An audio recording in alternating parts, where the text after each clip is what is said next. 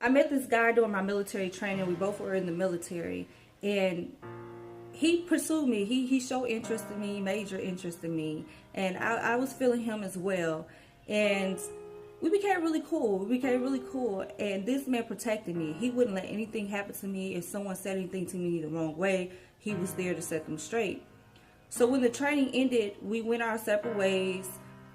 He lived across one side of the country, I lived on the other. But we kept in contact for 4 years. We kept in contact, and we were really, really close. And he became one of my best friends. And we both had just, at a point in time, we both were going through things with other individuals, and we decided to finally get together. Like, it was long enough, and we need to finally just try to get together. So he moved all the way up here, and I was in college at the time. I had an apartment, but I shared with a roommate, and she agreed to him staying just for a little bit until he got his own place, got on his feet. And when he moved here, I was like, okay, I can do this. And then things started to become a little weird. There was one day we got the first incident that happened. We were arguing, and we were on our way back from a school event. And he grabbed my head and slammed it on the steering wheel. And he had me in a chokehold, and he drove me all the way home. Now, this was the first incident, and when I got out, he released me, and I got out the car. I just could not believe what happened. We went into the house, and I was just yelling at him. Like, I could not believe that he did what he did. I couldn't believe what just happened. And he was sitting there, and as I'm arguing with him and yelling at him, he started to say, "Why are you yelling at me?" And I'm thinking, like, you know exactly why I'm yelling at you. You know exactly why. And he just kept saying, "Stop yelling at me." This big, burly man, he didn't talk like this. This wasn't how he usually talked. And then I started pressing against his head. You know how women do. We shouldn't do that. You should keep your hands to yourself. But I started pressing against his head, and he was like, "Stop hitting me." And he got up, and he stood at the wall. And it's like his mind turned into a child. And I just thought it was a joke. I thought that he was just playing with me and just doing something. And I was like, okay, I'll act like I don't remember it either. And he couldn't remember where we just came from. And I didn't know if he was messing with my mind or what. So he began to act like a child. He was like, "Stop hitting me. You're hitting me like the rest of them. Stop hitting me." And I was just like, something is not right here. And I guess he snapped out of whatever state he was in, and he began to drop to his knees. And I was like, "You need to see a therapist. You need to see a psychologist." I said, "I will go to you. I don't know what is going on with you, but that was just not normal. You just act like you were a child. It's like your mind went backwards." So that was the very first incident. And a couple weeks went by, and there were other incidences where he would black out and not remember what he did. And I'm not going to go into detail about a lot of things. Some things I will. I plan on writing a book one day, but it's just a lot. And after about a month, I was just like, I can't do this anymore. I cannot do this anymore. And one day, I decided I was going to break up with him. I was like, I know he moved all the way across here from me, but I'm pretty sure his family will accept him back, and I just can't do it. So I went to, so I began to think of ways to break up with him, and he came home one day. He came home that day, and he said, when he walked in the door, he said, "I have a feeling that you're about to break up with me." And I was very confused, like, how does he know? And I was kind of freaking out in my head, and I tried to play calm, and he said, "You know what? You never loved me. He said, "I don't think you ever loved me." And, I pleaded with him how much I did love him. I wouldn't have had him come all the way up here. And he began to walk to the sink. We had a sink in our bedroom with there was a cabinet underneath it. And he started fumbling through the cabinet. And he stood up and he said, "You know what? If I can't have you, nobody else can." And when he turned around, he had an orange extension cord. And he told me, get on the bed. And I was like, why do I need to get on the bed? Why do I need to get on the bed? He said, get on the bed. And I refused to get on the bed, and he walked up to me, and that's when he wrapped the cord around my neck. He wrapped the cord around my neck, and I grabbed it to try not to, so it wouldn't tighten around my neck. I grabbed it so it wouldn't tighten around my neck. And I began to cry and plead with him and tell him how much I loved him. And that was the day he ended up releasing. It's like he ended up kind of like releasing it.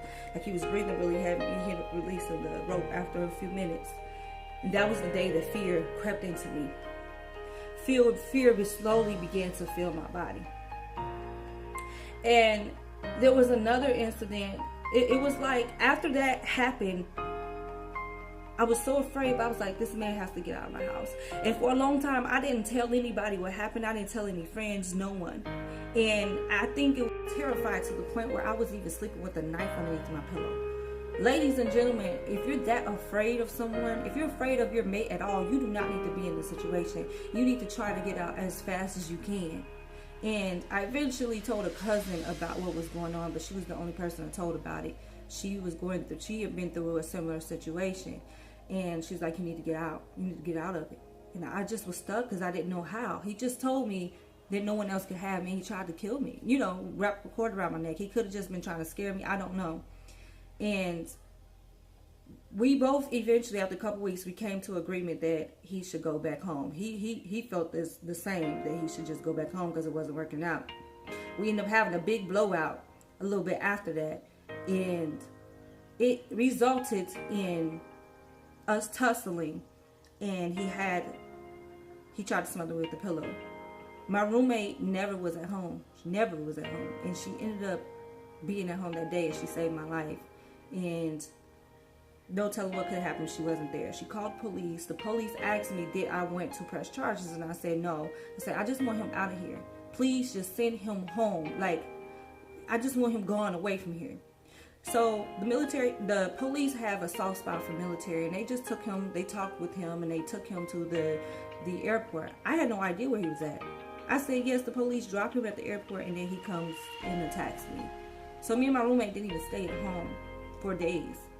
And she almost didn't stay there for like over a week. I eventually moved back in. This is the first mistake. That happened, and it was about 8 months past. But we had been, like, during those 8 months that he was not here, we ended up getting back in contact with each other. I was pregnant. And I don't know if it's because I was lonely. I was fearful, but I also was lonely. I really can't tell you why. But 8 months went by, you know, he apologized about everything, how he really wanted to be with me and make things work and this and that. And maybe because I was pregnant, I felt like I needed somebody. And so I let him come back. First mistake. I let him come back, and after about once he got back, I knew it was a mistake. Like the first couple weeks, first couple of days, I was just like, what did I do? Why did I allow this man to come back? You know, I had my daughter. She was probably a month or so old, and it just wasn't working out. It just wasn't working out. He was doing weird stuff again. You know, things weren't always bad, and we would wrestle, and he would grab my wrist. He would grab my wrist and just squeeze. And it's like every chance he got, he would like kind of hurt me a little bit. We're supposed to be playing, and he's hurting me. And I'm like, you're hurting me, you're hurting me. And I remember one time, you know, we were wrestling, and he pinned me down. We were playing wrestling, and he pinned me down. And he licked from right here up. Slowly licked my face. He had me pinned down, and he sniffed my face, and he said, I smell fear. Now that was some of the most weirdest, craziest stuff ever. And it was almost like the movie Jeepers Creepers.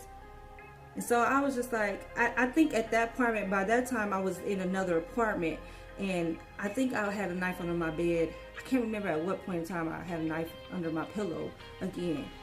And it was probably he had been there for about a little over a month.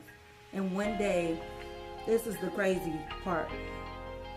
One day, we weren't really into it. You know, that day we had went out the night before and had such a great time. We had such a great time.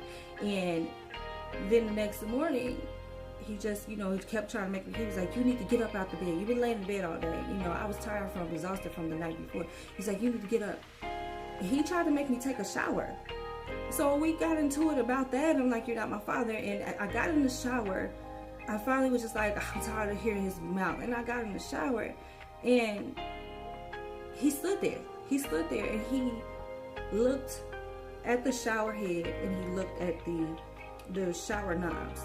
And our water would get scalding hot, and I was supposed to contact my apartment complex about it. It would get scalding hot. So the first thing I thought of was, he's not seeming like himself right now, and he's kind of upsetting me. And I think this man is probably going to possibly burn me in the shower. It's like, I feel like he's going to burn me in the shower. So he had turned his head. I heard him got out the shower, and I went into the room, and my daughter was in there. I don't know if she's asleep or I can't remember, but at this time she was about 2 months, and went into the bedroom, and he kept saying, he was like, didn't you say you were going to take a nap today? And I was like, yeah. He was like, you might. He said, did you talk to your mom today? I said, no. He said, you might want to call your mom and tell her you love her before you take your nap. And I was like, and then he said, also when you take your nap, you might want to say your prayers. That's when I knew I needed to get out the house. That's when I knew I needed to get out the house. I was in my bra and my pant and my underwear. My baby was in nothing but a diaper. When he turned his head, I grabbed my baby and I went there, made it down the stairs, and I made it to the back door. When I made it to the back door, I was contemplating, should I run out this door? It was wintertime, below 20 degrees. I was in the projects, and I was like, maybe he's just trying to scare me. Maybe by him seeing me almost running out the door, maybe he would stop playing with me. Maybe he would just stop trying to scare me. And then I was thinking, maybe he went into a trance again, because he had been in a couple of trances before. He would go into a trance for like a minute or so, and he would like blink his eyes and stuff. It was just really creepy. And so I was like, maybe he's in a trance and he's gonna snap out of it. He came downstairs, and he came to me, and he shut the door. So he shut the door, and I started to walk away, because I had been contemplating, do I run out of this door naked, and my baby is wintertime, below 20 degrees, and my baby has nothing on, he hasn't done anything yet, or do I take the chance of him snapping out of this trance that he usually is in after like only a few minutes? Or is he just messing with me, and maybe he sees me running out and it just changes his, he's like, I can't, let me stop trying to scare her. So we started to walk it through the living room, and I started to go up the stairs. I made it to the second step, and I'm like, I don't know if I feel comfortable going upstairs. So I turn around, and he's standing right there. And he's standing like blocking the area for me to walk, blocking the stairs. And I was like, can I get past you? He was like, no. I said, can we just talk in the living room? He was like, no. Get up the stairs. And that's when I started thinking about everything. I'm like, you had a chance when he first went back, the first time y'all broke up, you had a chance to let all of this go, to move on with your life, and you didn't take it. And that's the issue with a lot of us women and people in general. I'll say men too, in general. We keep giving people chances and chances, and then you get to a point where there's almost no point of return. So, my fast forward, I'm going to continue the story. And then you regret everything. You start to regret everything. Don't make it to that point. The first time I should have let it go. I should have moved on the first time after that first breakup. Because he has shown, when people continue to show you who they are, and you continue to put yourself in the same situation over and over again, at some point you have to take fault. You have to take responsibility, because you continue to put yourself in a situation. Let's continue the story. So I began to go up the stairs and do what he say, and I had my baby. She's 2 months old. She's fragile. And we make it to the room, and he said, you don't listen. He was like, that's why he always calls me. And I'm thinking, like, who is he? And I'm like, who are you talking about? And I asked him what his name was. I said, I'm asking my boyfriend. I'm like, what is your name? And he tells me a completely different, crazy name. And that's when I grew up in the church, and everybody don't believe in demons and spirituality and stuff like that. And in my mind, I was like, either this is a demon or this man is having a split personality. One of the two. And I had my baby, I could not let my baby go. I felt like she was protecting me. Not that I was protecting her. I felt like she was protecting me. Something on that baby was protecting me.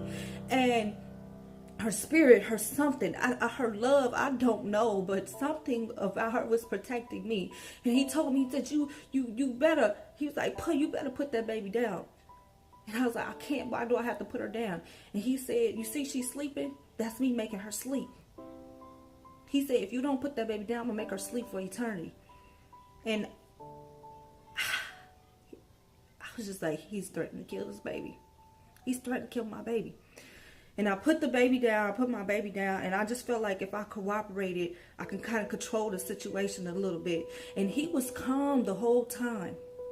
You know, and he was just saying weird and crazy stuff that you humans are something else, and like he was of another dimension. When I tell you, y'all, this is 100% real story. Nothing is fake about this story. This is my story. Nothing is fake. And it was crazy and creepy and weird stuff you see on movies. He tried to get me to lay down on the bed, and I wouldn't lay down, and I stood on the bed, and he told me, you better pray to whatever God you're going to pray to, because I'm going to kill you today, and you're going to die very slowly. And he had picked up these wooden things, sharp wooden things that you clean your nails with, and he had them like this. And I was like, I cannot lay on this bed. My body would not let me lay on this bed. I was trying to figure out ways to get out of my room. My bedroom window was about this tall. It was not big at all. He was blocking the door, and I was like, how am I gonna get my 2-month-old baby out of here without her being hurt? So before I grabbed my phone, I said, I'm like, God, where's this God at? Where's this God that my mama, my daddy, my grandparents prayed to all these years? Where's this God? Like, how could this be happening to me? I have not done anything to anybody like this. What did I do to deserve this? And so nobody called me that day. Usually people call me all the time. My mama, my brother, cousins, friends, they always call me. Nobody called me that day. So I reached for my phone, and I tried to call 911, but I had a lock on my phone. And he saw by me trying to call somebody that created rage in him. The rage came out. He was calm the whole time. Even when he told me he was going to kill me, he was calm the whole time. So he knocked the phone out of my hand, and I reached for the window, and I lifted the window up, and I started to scream for help. And no matter what season it is, it was always people behind my building. But that day, nobody was outside. Nobody. So he got real angry after he saw me trying to scream for help. And he grabbed me, he threw me in the closet. When he threw me in the closet, y'all, my mind, I said to myself, I will live. I will not die in this closet. My baby is out there. And everything in me, I took everything in me. Everything in me. Everything in me. And I began to burst and use my body. I used every part of my body, every strength that I had, and I burst up out the closet. Not knowing that he had my baby's playpen that she was sleeping in pressed up against the door. So I came out of the closet and I saw her, and that's when the fist hit my face. The fist hit my face, and I began to partially black out. And I got up. And I just darted. I just took off running. Because in my mind, it was just, everything was happening so fast. In my mind, I was like, I got to get help. Maybe him chasing me, I can get help, because I can't run with my baby. Newborns are fragile. So I took off running. He grabbed me. He threw me into my baby's room. I fell over her swing set. It was boxes in there. And I just fell and I hit the ground. And I laid there. And the tears began to roll down my face. And I gave up. At that point, he had me in the house for so long, I gave up. I had no more energy, y'all. I had no more strength. I had nothing left, and I just laid there. And I was like, God, if there's a God, I give up. I give up. I accept my fate. I accept my fate. I give up. Please just take care of my baby. Somebody. And at that moment, things changed just like that. And he was kneeled over me, and I don't know what he was about to do to me. But he started to blink his eyes. He started to blink his eyes, and he let me go. And he was like looking around as if he didn't know where he was at. And he was like, your face, what happened to your face? What happened to your face? And I just laid there and I said, do you believe me now? I told you over and over again, you have these blackouts. Do you believe me now? And I was actually happy to see him, because the person that was doing all this other stuff, it was the way the person talked, the way he was talking, the way he was acting. It was not him. It was totally something else I don't know. And I got up, he called somebody, and I called his mom and all those and everybody. And he was like, you need to go to the hospital, go to the hospital. And I was about to go to the hospital. My face was swollen. My face was like almost, my eyes was almost swollen shut. And I was like, I couldn't go to the hospital. I just went to the park and I cried. I called his mom and them, and they were all like, he's never done anything like this. My brother, he's never done anything like this. And it was more stuff that happened. He tried to kill himself in my house, y'all. And the police had to come. It's a lot more to that. I'm not going to go into that whole story. You know, he went back home. He started seeking spiritual help and seeing a therapist and all that. So he was actually starting to get some help. And I was stupid again. I felt bad, and I had a heart for people like with mental problems and all that. I don't know, but you can't help everybody. You gotta choose your battles wisely, and some people need professional and some spiritual help, and you can't help everybody. Got back with him again for the third time. Stupid, I know, very stupid. But I will say, I told him we cannot be together unless we go to church. And so we began to go to church, and for 7 months he did not do anything to me. He didn't do anything to me. But I still lived in fear. You know, I won't say our relationship was great and gravy. It was okay, but I still didn't want to be there. I didn't want to be there, but I was afraid to break up with him. But we ended up breaking up, and the breakup actually ended up going bad. Breakup actually went bad, but there was no physical violence or anything. But I was sad at first, but then it clicked in my head. Why are you sad? This is your chance to escape. This is your chance to start over and never look back, because I was starting a new career, and I had moved to a new state and new city and state, and he didn't know where I lived. And I moved on my life, y'all. I moved on my life, and people think that once you break up with somebody that's crazy, that's over with. No. And because we had that tie together, it was even worse. And I'm not gonna tell you what the tie is, but you should think of. You're some smart people. And I started getting threatening text messages, threatening me, my family. He told me, if you disappear and try to think you're going to get away from me, I know where all your family live. I will make you come out of hiding. And I felt so bad. I'm just like, people don't understand. Decisions you make can affect other people. So I had to go through this whole, the police, I had to do police reports, and I ended up not actually doing the police report. Well, I called, and for the police to come see the text messages, and I ended up not going through everything. I just didn't want to do a lot, too much, to the point where I had to go to court, because I didn't want him up here. That's how terrified I was of him. If he's up here and we have to go to court, I was afraid that he might follow me from the courthouse or something. So I just didn't want to do anything with that. And y'all, I suffered nightmares, depression. It's so much you go through after traumatic events. But I'm at peace now. I'm no longer scared. It probably wasn't until last year that I wasn't afraid anymore to come home and scared that he'd find out where I stay. He still don't know where I stay to this day. And I want to encourage anybody, if you're going through something, let people know. Let somebody know. Let somebody know, and you can get out of it. You can. It may be tough, but you can, especially if you have kids. If you don't do it for yourself, do it for your children. Don't keep going back, people. There's so many stories of women getting murdered by their boyfriends and even their ex-boyfriends. And those are the stories that really, really get to me, is the ex-boyfriends. Because I got out of the situation and still was getting threats and still was scared.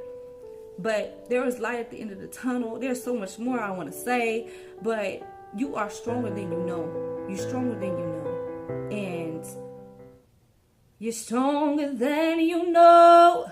You are stronger than you know. You are stronger than you know. You are stronger than you know. I was stronger than I knew. And I have questions. If you want to talk about something that you're going through, you can contact me. I'll leave my email at the end of this video and down below in the description box. And we can keep it between us, because you're not the only one. You're not the only one. You can make it through it. You will make it through it.